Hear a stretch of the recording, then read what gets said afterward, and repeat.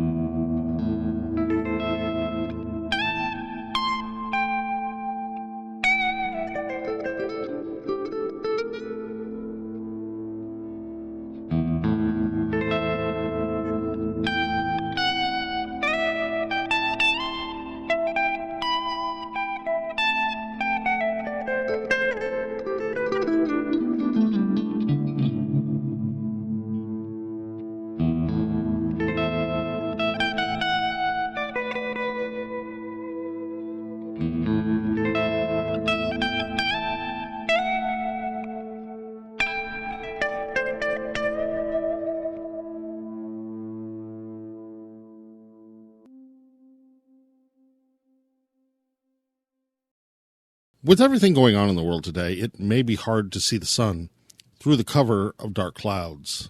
But there is a silver lining for the Golden State in California's historically wet winter. The super bloom. That short period of springtime after winter storms when places like the Mojave here in Southern California take a moment out to remind everybody just how naturally beautiful California can really be. Now, it's hard to predict whether we'll have a super bloom, but there's a good chance things will pop in a big way in the next couple of weeks. A beauty to be found not only in the desert, but in patches and spots all over California. Along trails, in parks, next to freeway on-ramps, in any open space that gets water and sun. And often, most spectacularly, in the California desert. Just remember, if you're going out to enjoy the wildflowers, Californians should know we have a responsibility to do it ethically for future generations. Don't trample or pick the flowers. A super bloom of flowers means a mass production of seeds. No matter how much storms have raged at the end of the season, those seeds simply fall to the ground, ready to rise again after the next storm. So Californians, breathe in, breathe out, and maybe take a perfect moment to reflect in one of the many places the wildflowers bloom. Push the pause button on the national crazy, even if it's just for a day. Which brings us to a surprising thing we often forget. Californians are not alone in their appreciation of the natural beauty of the West. According to Colorado College's latest Conservation in the West poll, registered voters in Arizona, Colorado, Idaho, Montana, Nevada, New Mexico, Utah, and Wyoming show that 2 out of 3 voters want to see 100% of their energy come from renewable sources like solar and wind within the next 15 years. Following the West Coast's lead, 68% said they want Congress to prioritize clean air and water, wildlife habitat, and recreation over fossil fuel extraction, especially on public lands. Of the voters polled by Colorado College, 41% described themselves as political moderates, 34% as conservatives, and only 22% as liberal. Yet 4 out of 5 survey respondents said the loss of habitat for fish and wildlife is a problem in their state. 2 out of 3 voters expressed concern over the impact of oil and gas drilling on their land, air, and water.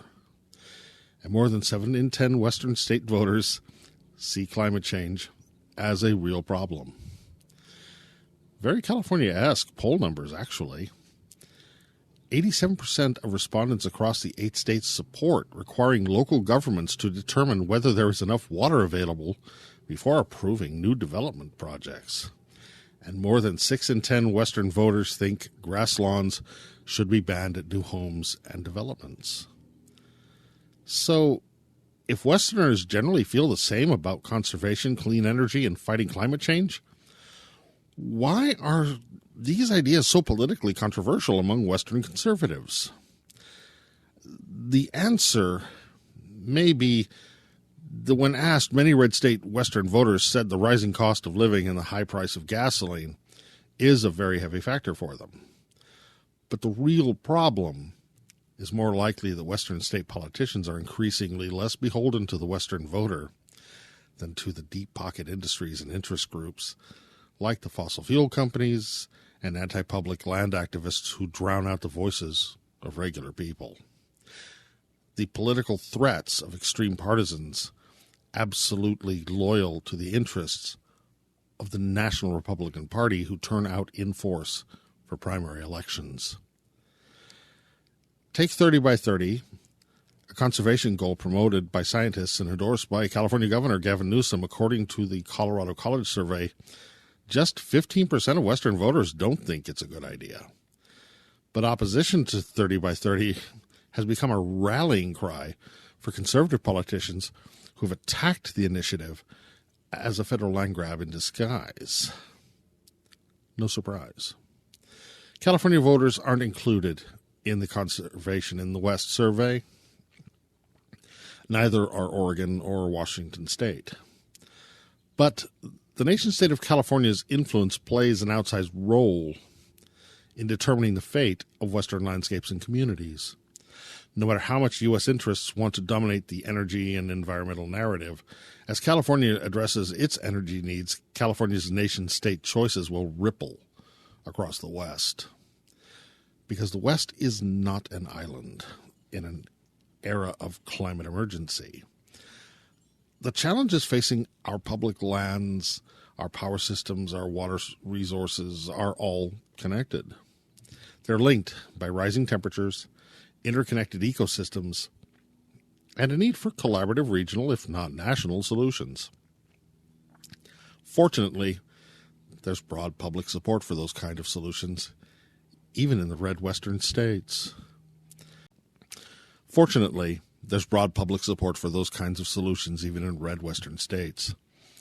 Maybe one day, from the Continental Divide in the Rocky Mountains to the Pacific Ocean, the rest of the West's politics can evolve to follow California's lead and reflect that. Because it is only natural that the seeds planted today after the storm will bloom in the future.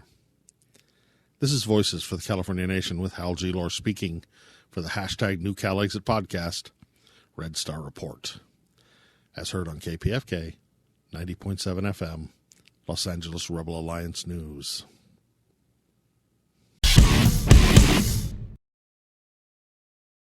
There's not a country in the world that doesn't experience behavioral health issues.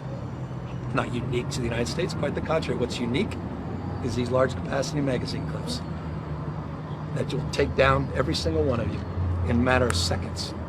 These just weapons of pure mass destruction. And the fact that that is not being addressed in this country is comical. It's disgraceful.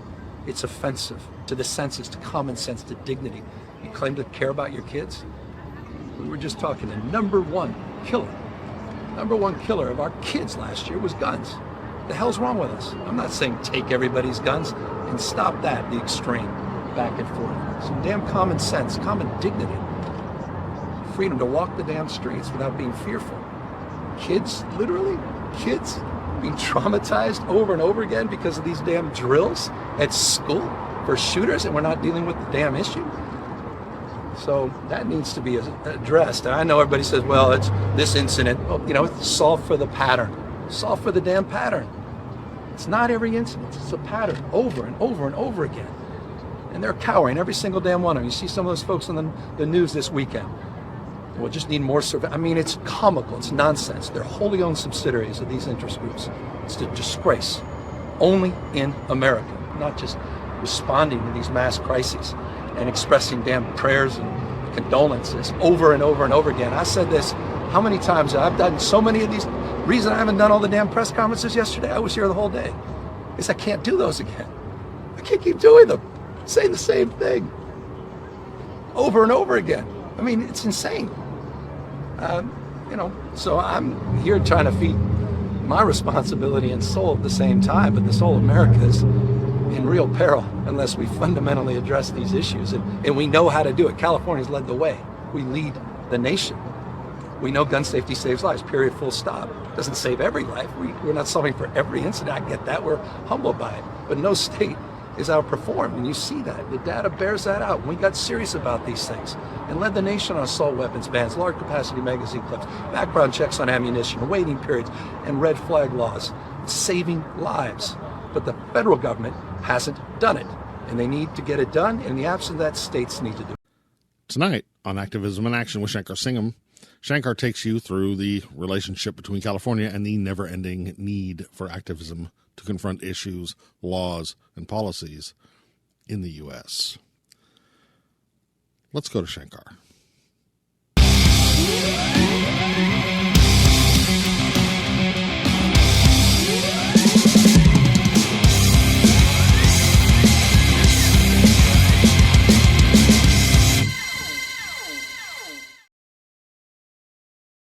Hello, Red Star Rebels, and thank you for checking out Activism in Action. You know, activism in general is somewhat tedious. One has to be dedicated to an objective that is at few times rewarding, but at most time-consuming and exhausting. It seems the work is never complete, as there are always groups of disenfranchised or marginalized that help is needed in hearing their voices. In California, activism is usually related to something nationally, because Californians know where we stand on most issues, and our legislature has enacted laws to protect those stances on those issues, while the rest of the U.S. still battle to come to terms on where it stands. But it seems every 10 years or so, the clock is wound back on a specific issue, and once again, Californians are out on the streets defending the rights of the many from those of the few that have taken the federal government hostage. Case in point, abortion rights. A woman will always have the right to choose in California. Period. Abortion will never be illegal here. It will never be scrutinized. It will never be questioned. And what we thought was a U.S. constitutionally protected right obviously was never so. Conversely, as we see in the U.S., several states have already banned it. The California government, however, has taken steps to protect that right by enshrining it in the California Constitution. But what if abortion was illegal federally all over the U.S.? What are we to do? Ignore federal law? Protest again? Case in point, marriage. The right to marry in California has now recently again come under fire from the right wing.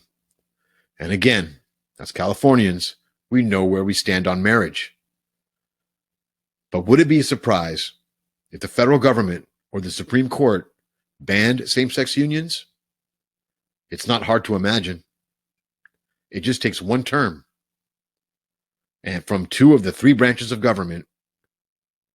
And then what are we to do? March and protest again?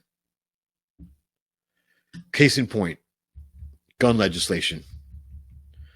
Californians don't think the federal government gun laws go far enough to protect citizens.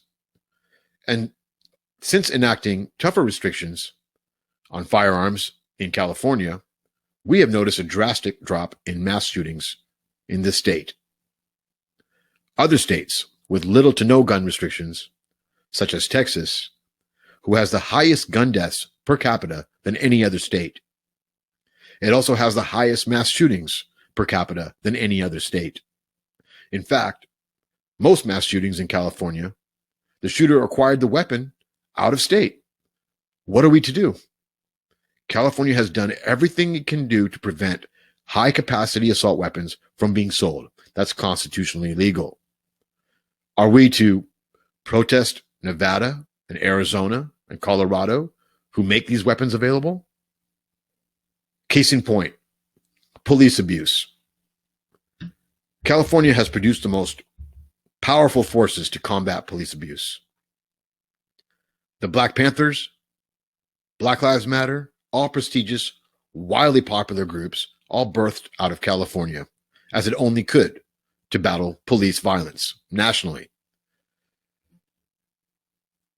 Our police belong to a national union of police, which is what's stopping California from preventing police violence. The National Police Union has set the tone of policing and will protect every policeman as it can against arrest or punishment from their abuse amongst its residents. And case in point, the environment. While the rest of the industrialized world acknowledges climate change, in the United States, it is still up for debate. Here in California, we know climate change and global warming is real. We have enacted regulations and laws to limit the production of greenhouse gases. California leads the way in alternative fuels, inventing new industry, innovation, and economic growth. It feels like we Californians have done our part to prevent global warming, while the rest of the U.S. twiddled its thumbs until now, today, we see the effects of a hotter planet in our weather, oceans, and air. And when given the chance, the federal government tried and failed to remove our regulations on gasoline emissions. We know what direction we need to go as Californians. The only thing hindering us is an overbearing United States. These are only a few issues in which Californians differ from the U.S. I still haven't brought up issues like war or immigration, healthcare. We know where we stand on these issues.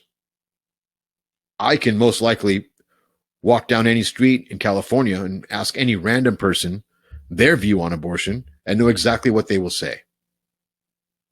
So how much longer must we protest? How many more times on the same issue must we go out on the streets time after time after time again? It's time to get up off our knees, California, and stand independently as a nation we already are. Thank you. Back to you, Hal.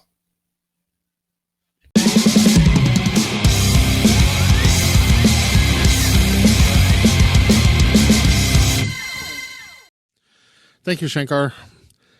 The truth is, unending activism is exhausting, particularly when you consider that many of America's social issues aren't really issues in the California nation state.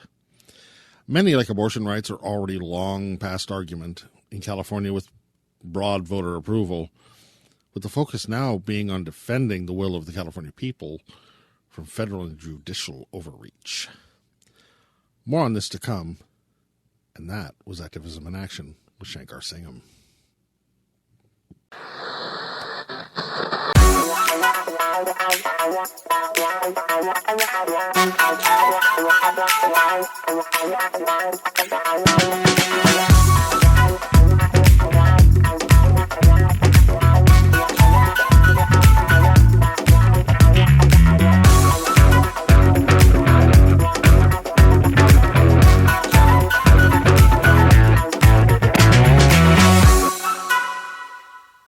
Okay, Red Star Rebels. Even though the winter fund drive is over, our friends at KPFK 90.7 FM Los Angeles, listeners-supported radio, still need our support. So if you can, please go to KPFK's website, which we will list below. Go to the donate section and make a pledge to keep KPFK 90.7 Los Angeles on the air. Red Star Rebels, we need this.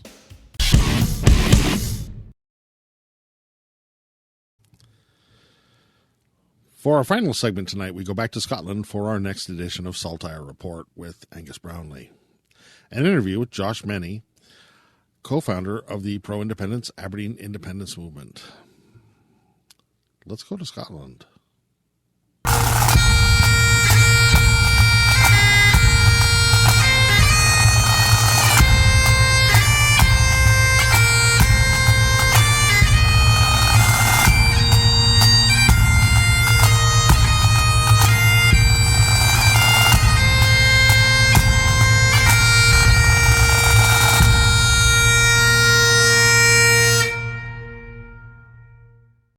Thank you, Hal. Hey there, Red Star Rebels. I'm Angus Brownlee. This is the Saltire Report. This episode, I'm bringing you the first of my chats with folks in the Scottish independence movement, and I'm delighted to have as my first guest Josh Mennie, who is one of the co-founders and executive members of the Aberdeen independence movement. Josh, fit like nae bad and fús dues, Angus. Thank you very much. Thank you for coming on the podcast to chat. No, not at all. Thank you so much for inviting me on. Now, before we get onto the Aberdeen independence movement proper, as we're talking to a North American audience, could you tell everyone a wee bit about Aberdeen and the wider Northeast region? Yeah, it might be worth talking about Scotland and then going into the Northeast in general. So Scotland's one of four nations in the United Kingdom, the UK, Scotland, England, Wales and Northern Ireland. Scotland's in the northern region of the British Islands. We're north of England. So in Scotland, Aberdeen's situated in the northeast of the country, and myself and my colleague set up the Aberdeen independence movement. Myself and my colleagues set up the Aberdeen independence movement back in 2016, 2017. Because we felt during the 2014 Scottish independence referendum, the Northeast and Aberdeen needed its own unique voice and say so in how we shaped the next battle for independence, and when Scotland is inevitably becomes an independent country, essentially. So you've already said a wee bit just there, but I was going to ask to talk more on that, if you would. Why did you and your colleagues in the Northeast set up the AIM? So the reason we set up the organisation, because there were many pro-independence groups called yes groups in Scotland, because in 2014 it was to vote for independence you had to vote yes, so a lot of yes groups were set up, but we found a lot of the time the pro-independence yes groups were quite often used as leaflet distributors, campaign distributors, rather than actual campaign bodies that are working on messaging, doing research, looking at the regional and local benefits of independence for different areas of Scotland. And that's what we set up our organisation to be, and that's what we've done since, is take an Aberdeen-centric and northeast voice to the Scottish independence movement. Speaking as someone based in Edinburgh, the capital city and the home of the Scottish Parliament, I think it's fair to argue that quite often when political and campaign focus of the independence movement is very much within the Central Belt. Yeah, so just referring to even saying the Central Belt, I imagine the American listeners won't know what we're even referring to when we say that. So Glasgow and Edinburgh are the two main cities in Scotland. They're the two most highly populated cities in Scotland, and they sit in the Central Belt of Scotland as well. Aberdeen is Scotland's third largest city, but we're at the other end of the country, essentially. And there's quite often this feeling, I don't always agree with it, but there is always a feeling that there's a lot of Central Belt bias, a lot of more positive things given to Edinburgh and Glasgow than Aberdeen, and Aberdeen's often ignored. What I recognise more is that the North East has its own unique and distinct culture, even separate from Glasgow and Edinburgh. Every city does in Scotland. You travel 1 hour in any direction, people's accents are entirely different.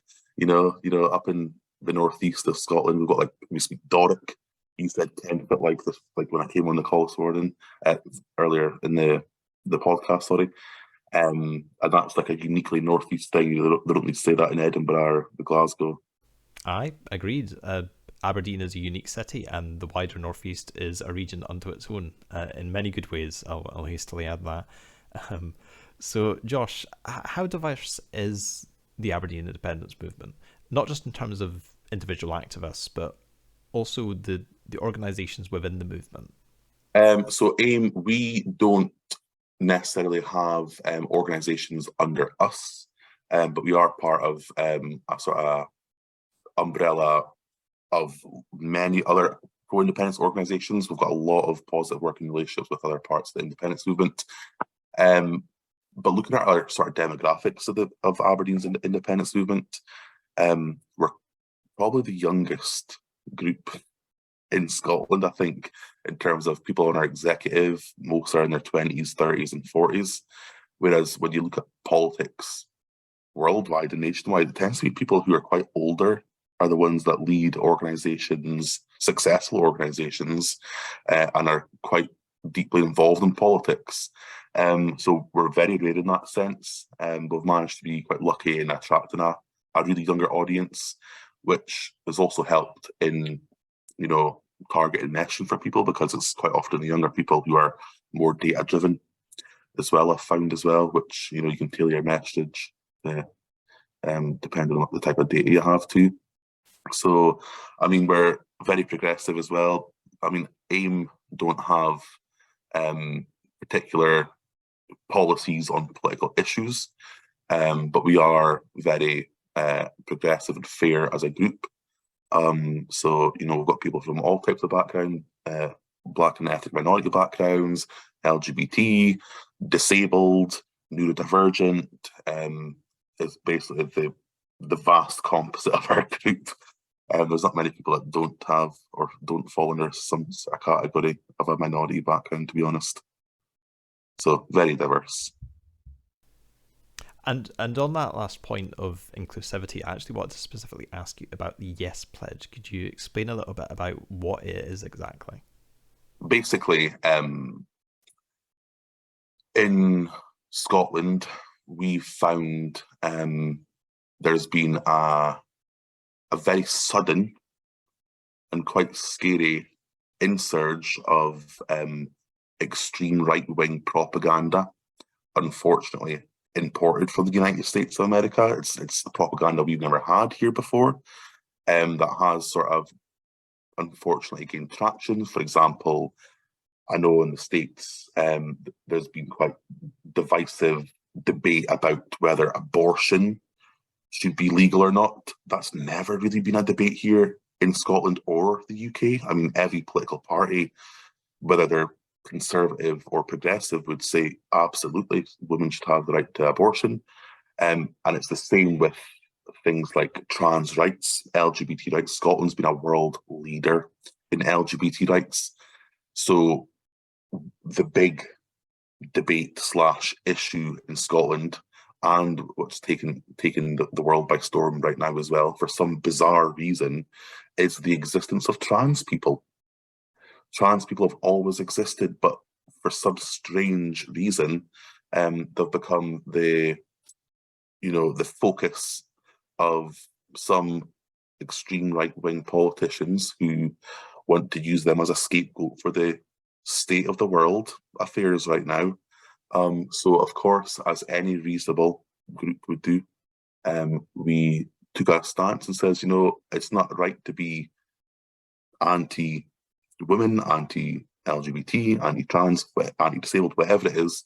And we expect a reasonable degree of people to conduct themselves in a reasonable manner. So the Yes Pledge was basically saying, listen, we've built our movement of gaining Scottish independence to escape the divisive nature of conservatism and the UK government.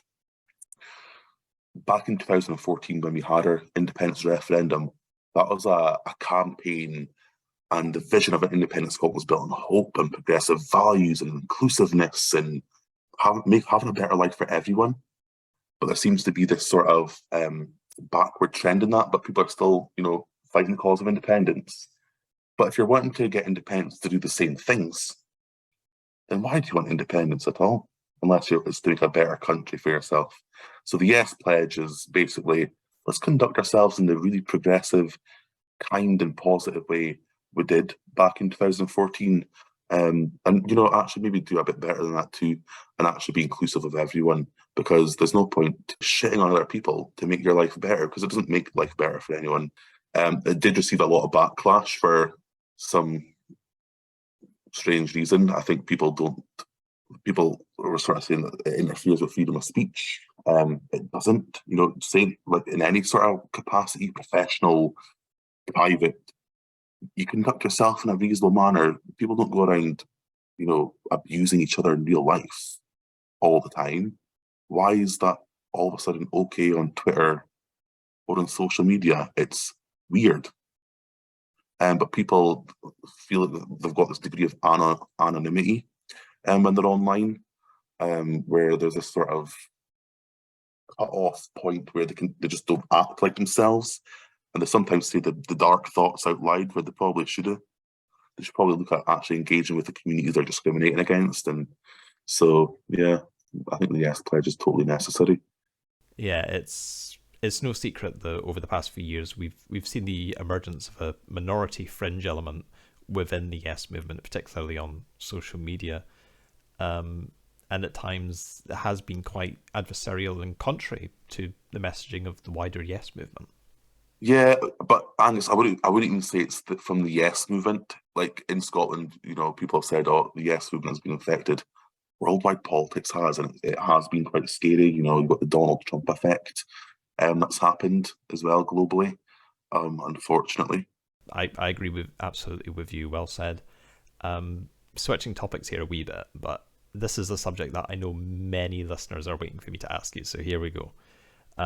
How does the AIM approach campaigning and activism? For the Aberdeen Independence Movement, we have obviously we started off as a totally new organisation where we had to raise funds, become self-sustainable. We rely on volunteers. It's not paid employees. We basically set up our organisation, as it says, based on messaging. So one of the recent things we did was sort of get as many people together to discuss what's important to the Northeast, what gets people, motivated, to vote for independence in the Northeast. Where has there been resistance, for example, where we've found people who have enjoyed a degree of genuine affluence in their life probably fear change the most because they think, well, I'm fine.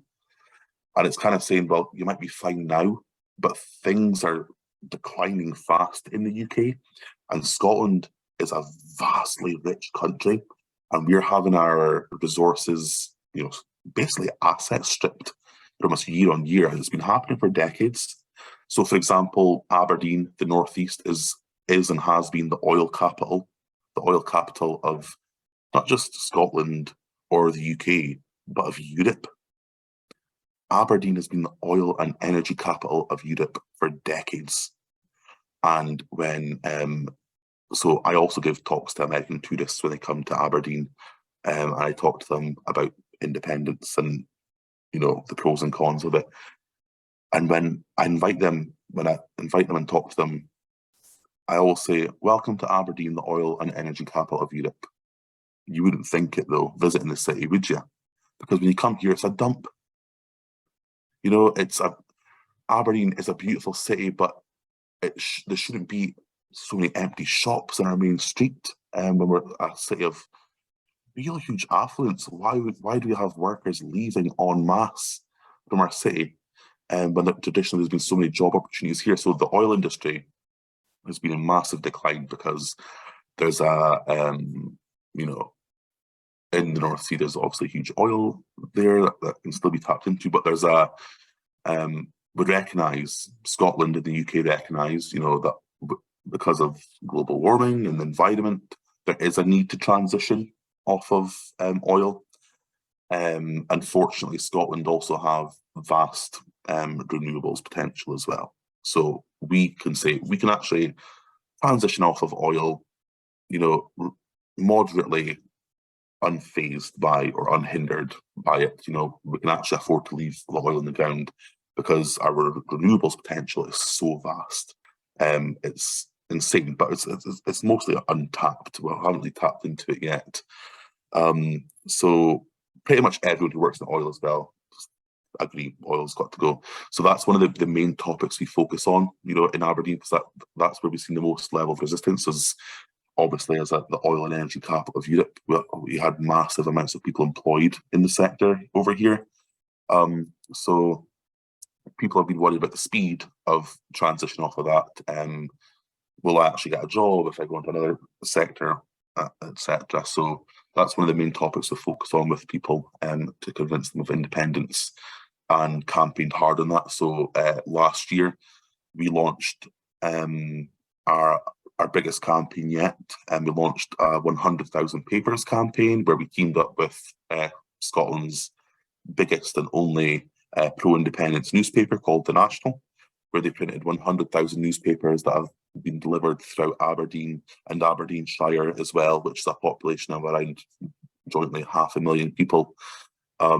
So I think that's around 200,000 houses, and we've delivered to almost half of them.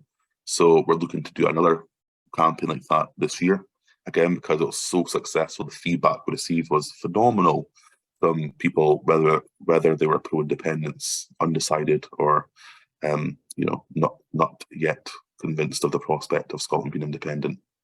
So that's one of the big things we did. We kind of work closely with the political parties as well. The Scottish National Party, they've got their own body of campaigning that they do quite effectively. So instead of duplicating their work, and obviously the political party of the Green Party, who are also pro-independence, instead of duplicating their work, we kind of focus on our messaging and reaching that into households across the region. Honestly, Josh, I have to say that as far as I'm concerned, the AIM is the gold standard for the independence movement going forward. The work that you all have been doing up north is just incredible. It's remarkable stuff. Well, thank you very much. It's quite it's interesting you say that, because it's something we hear all the time. From very high-ranking officials, government ministers, government cabinet secretaries, people at the top of the Scottish government saying Aberdeen independence movement is the prime example of what a pro-independence organisation should and needs to be. And we've had parliamentarians get in touch saying, can you help us set up a group in this part of the country? So SIM, the South of Scotland Independence Movement, they contacted us before they set up, saying, we want to model ourselves off of you. What the success and level of success that you are achieving up in the Northeast is phenomenal. And we also want to basically replicate a similar model down there. So a lot of work has been going on, because, if you can help other organisations across Scotland, it all goes towards the cause of gaining independence for our country, essentially. So. And of course, the big event coming up for AIM, I know it's been postponed for now, but the Progress to Yes conference. Could you talk a wee bit about that, please? Because the last one you held was very successful. Was it last year? Yeah, we've held a few conferences, pro-independence conferences. We held one last year, which was attended by hundreds of people. It was amazing to see. We did quite a lot of media and stuff around that too. This year's Progress to Yes conference is probably more monumental than any other one before that we've held. I mean, obviously late last year, the Supreme Court in Scotland, or in the UK, ruled that the Scottish Parliament didn't have the competency to hold a Scottish independence referendum without the consent of the UK Parliament, the UK government, which means in the political landscape of Scotland, we've had, in the last 8 years, Scotland have had 8 elections. UK, Scottish election, local elections. Every year we've had an election, or eight elections in 8 years. And the SNP, or pro-independence parties, have won every election.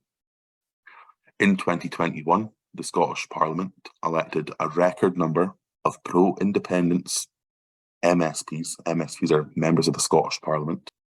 Elected a record number of them, a majority level, and they were elected on the basis of holding a referendum on Scottish independence. So, and every subsequent election before that as well, was in the manifesto for Scotland to have the choice again over holding another referendum. However, our right to self-determination and our right to democracy, essentially, was denied by the UK government. A UK government, by the way, that Scotland has never voted for, the Conservative Party. Scotland have never voted for the Conservative Party since the 1950s in any sense of majority ever.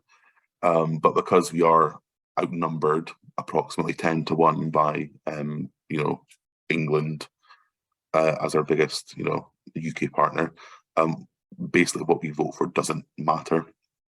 So after having that Supreme Court ruling last year denying our right to a referendum, Aberdeen Independence Movement, spoke to stakeholders across Scotland, host a conference, gathering other pro-independence organisations and high-profile individuals to sort of come together and collectively look at what route is best to take. So at the same time as that, though, unbeknownst to us, the SNP had, also arranged a special emergency conference for just a week after our one. So we thought it best that we have our conference after, because of course the SNP is the largest governing party and largest pro-independence political party in Scotland, will undoubtedly have the most sway over, well, they will decide the way forward for independence as the party of government in Scotland. So we thought it was best that after their conference, we have our one, to sort of cross-party gather groups together and, look at what route and how that's going to, look and take place essentially over the next year or coming years, and reflect on how we gain independence for Scotland, especially in the shift of the political landscape of having democracy denied. Aye, it's safe to say that the Supreme Court ruling, the next big discussion we're having in the Yes movement is how we move forward, and I'm going to be really interested to see the proposals and the positions taken by not just Aberdeen but also the other Yes groups across the country. I want to ask you about campaigning in the Northeast, because the region has quite a stark contrast to political opinion, if I can put it that way. There's a lot of support for both the Scottish National Party but also the Scottish Conservative Party, and I'm wondering, how does the AIM campaign in a way that appeals to both these groups of voters who in many respects have very different political, economic and sometimes even social views? Simply put, how do you campaign to such a broad church of opinion?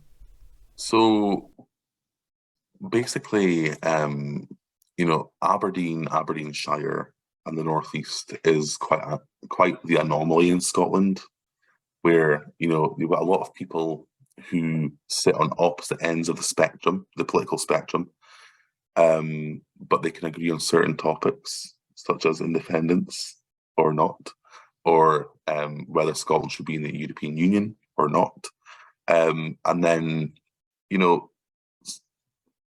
we try and focus on the points that people do agree on. We all agree, for example, as I said earlier, that oil is in decline and we do need to transition off of it. That's not a contested point in Scotland, like global warming and the likes. It's not at all, I know in the States it's vastly different. There's still debates over climate change and global warming. That isn't a topic over here. Everyone's in agreement about it, so we can focus on those points and how Scotland would benefit from independence if we were to become an independent country. But it's quite interesting. So Aberdeen is around in the middle section of the Northeast, we're about here. And the further north you go, the more interesting things become politically. Quite often say the more socially conservative. But it's probably more polarised, to be honest, the further north you go. It's quite an odd one because, the Scottish independence movement broadly are very much in favour of being an independent Scotland to then rejoin the European Union. Whereas the further north in the Northeast you go, you've got a lot of pro-independence people for Scotland who also don't want to rejoin the European Union, which is unusual. But we kind of take it on an issue-by-issue basis. The fundamental point of Scotland becoming independent is that choices Scotland makes, or choices that are going to benefit Scotland, will be made by the people living in Scotland. And you can't really counter-argue that, especially when we've had governments at a UK level for decades, running roughshod over decisions that Scotland and the people of Scotland want to make, and things that will actually benefit us. So that's probably the points you really need to drive and focus on, is decisions for us should be made by us. And it doesn't get more simple than that, to be honest. As someone from an SNP Labour Conservative area, I completely agree with you on all those points. And I know this is the mindset that the California National Party, which is the main pro-independence political party in California, have been trying to pursue in their campaigning. You know, that there may be historically red regions and blue regions in California, but if you get past the polarization of party politics, when you get into the large scale positive impact of policies like universal basic income and universal healthcare, there tends to be a broad agreement on these key issues. I think it's a wrong approach to politics to just write off entire regions of people based on previous voting patterns, which again is something that the AIM really is taking the lead on, you know, breaking down those barriers that need to be broken. If we, the Scottish independence movement or the California independence movement, the Catalans, the Welsh, if we're going to make any progress on convincing the undecided and the soft anti-independence voters on the merits of independence and then feel confident voting for independence in a referendum. Yeah. And also just pushing on your point of, you know, the conservatism and the polarisation in the Northeast, you know, quite interestingly, we kept hearing, you know, the Northeast is very polarised and hold a lot of socially conservative values because there's more rural areas in the Northeast of Scotland. But then you look in 2021, you know, the introduction of Karen Adam as a parliamentarian and MSP there. Now, Karen Adam is probably the most progressive member of the Scottish Parliament out of the pro-independence lot in the SNP. And she was being told, you know, there was no chance of her being elected because she was too progressive, because her constituency she was running for was the most socially conservative constituency in Scotland. And then they went and elected a very pro-independent, very progressive parliamentarian in her. So quite often when we hear like that sort of background noise with people, quite often there's people in the background who have probably felt silenced for a long time because it's always been assumed, you know, the norm is, oh, this area is socially conservative or whatnot. And then there's people that just haven't been inspired to vote for someone different or new who will come in and change things a little bit. So there's different messages, talk to different people, but that is the essence of democracy as well, isn't it? Aye, absolutely. And I have to say, I do love Karen. From what I've seen of her in Parliament and on social media, she really seems a formidable and passionate parliamentarian, a real credit to her constituency. Yeah. One day I'll get the chance to meet her. You'll have to introduce me. I shall. Fantastic. And coming up towards the end here, this is a very vague and open question, so answer it as fully or as short as you like. For newer campaign groups like the California Independence Movement, which is still within its first decade, what would your advice be for running an effective campaign? You know, whether it's social and traditional media or just out talking with people on the streets, what would your general advice be? It's difficult because I know the political landscape in California and the States is vastly different to the political landscape here. But, you know, essentially running an effective campaign, again, relies on your basics. You know, I always try and think when you're running a campaign, and again, it's different because it's what California would be campaigning for isn't an election in an election period. It's to get recognition so they can then go and get independence from the States. But essentially, you want to motivate people to vote for independence, essentially. Spread the message of why it would benefit people to do so. But, you know, reaching out door-to-door campaigning is probably the most effective across social media, you know, tailoring your message to target different demographics of people is really important too. Something I take a big focus on as well. So when you're starting smaller, that's probably you want to take a grassroots approach and talk to people on the ground, essentially, to rally and shore up as much support as possible, and you build and capitalize on that. And also recognizing people's positive efforts towards campaigning as well. You know, quite often when you're campaigning for something, it's all done in volunteer time.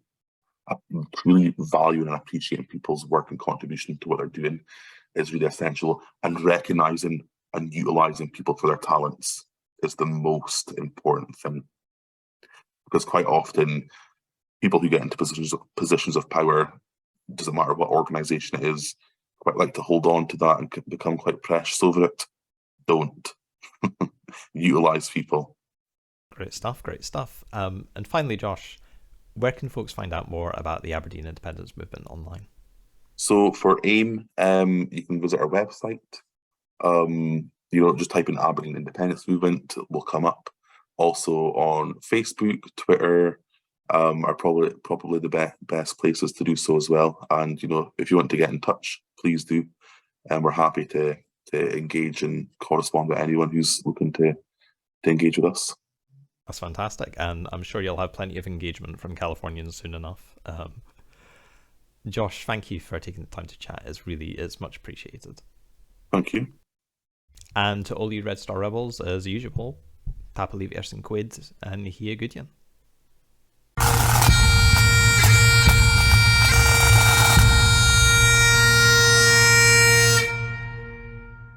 Thank you, Angus. The Aberdeen Independence Movement, AIM, is seen by many within the Scottish independence movement as the prime example of what a pro-independence campaign should be. For more information on Scottish independence, check out the Yes Scot website at www.yes.scot. That's www.yes.scot. The link will be below.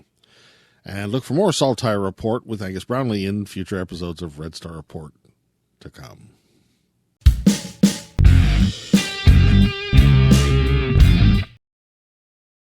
That's it, Red Star Rebels, podcast number 6 of our 3rd season. As always, for more Red Star Report information, check out our website at redstarreport.com. That's redstarreport.com. Please subscribe to our Red Star Report YouTube channel. Go to our Red Star Report Facebook page. Go to our Red Star Report Twitter page. Go to our Red Star Report Instagram page. Give us all a like and follow. Because if you want to support the real California independence movement's hashtag New Cal Exit Media Group, it's all about the algorithms. And please, click that link below for our friends at listener-supported radio KPFK 90.7 FM Los Angeles. KPFK needs your pledge and deserves your support. Our thanks to all our Red Star Rebels for watching. We are Red Star Report.